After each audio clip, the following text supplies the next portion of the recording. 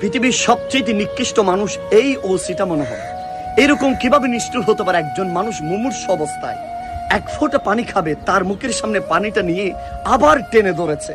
এখান থেকে প্রতীয়মান হয় আমরা যারা হুসাইনে মুসলমান, আমরা যারা ইমানদার আছি, আল্লাহকে যারা আমরা বিশ্বাস করি, রাসূলুল্লাহকে বিশ্বাস করি, দিনের জন্য নিজের জীবনটা কোরবান দিতে চাই, আমরা একটা জিনিস কথা বলতে পারি, কারবালার প্রান্তরে ইমাম হুসাইন পানির জন্য শহীদ হয়েছেন। ইমাম হুসাইনের ছেলে আলী আসগর পানির জন্য শহীদ হয়েছেন।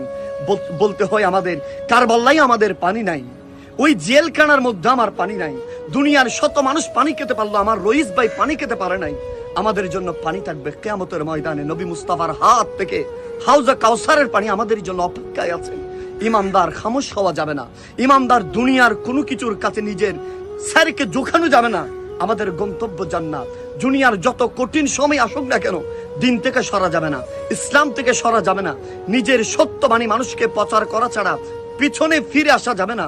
মনে রাখবেন, শহীদ রইসউদ্দিন আমাদেরকে শিখিয়ে দিয়েছে, জান দিয়ে দিব, তারপরে ইমান দিব না।